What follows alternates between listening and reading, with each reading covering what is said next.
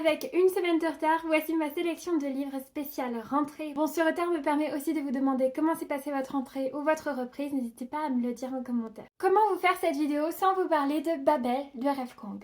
C'est tout à fait impossible.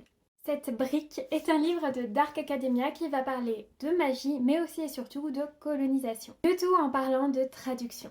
Si vous voulez lire un livre de Dark Academia où vous avez l'impression de lire quelque chose de vraiment très intelligent, où vous allez apprendre des choses en fait en lisant ce livre, bah Babel, c'est fait pour vous. Et c'est un one-shot.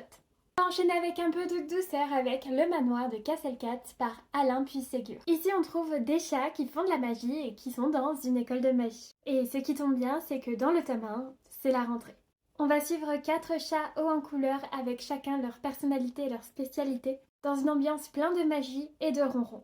C'est une saga en 4 tomes, mais seulement 3 sont sortis pour le moment. On change complètement d'ambiance avec La 9e maison de Lace Bardugo.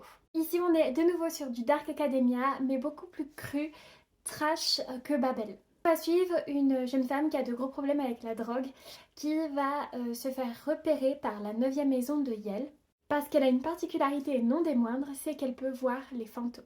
Et donc elle va se retrouver à Yale au milieu des sociétés secrètes, donc il y a 9 sociétés. Les 8 premières sont des sociétés qui vont utiliser de la magie, et la 9e, celle qu'elle va intégrer, va être celle qui régule cette magie. Sauf que les étudiants de Yale sont loin d'être des anges. Parce que oui, quand tu as de l'argent, le pouvoir et en plus la magie, t'as tendance à faire des bêtises. Genre des trucs horribles. C'est une saga en 3 tomes et seulement 2 sont sortis pour le moment.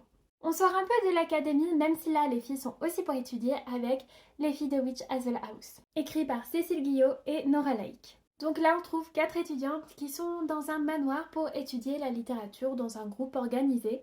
Et un jour, elles vont faire une séance de spiritisme qui va vraiment très mal se passer. Des phénomènes étranges vont commencer à se produire et les filles vont devoir essayer de régler ce problème. Évidemment, l'histoire est beaucoup plus profonde que ce qu'elle en a l'air. Si je l'ai mis dans cette sélection, c'est surtout pour son côté hyper solidarité entre étudiants et le mood aussi, le mood très automnal, très witchy 90, même si ça se passe de nos jours. Genre, c'est parfait pour la saison. Et c'est un one-shot. Bref, j'espère que cette sélection vous aura plu. N'hésitez pas à me dire en commentaire comment s'est passée votre rentrée ou votre reprise. Et moi, je vous laisse, je vous fais de gros bisous de citrouille.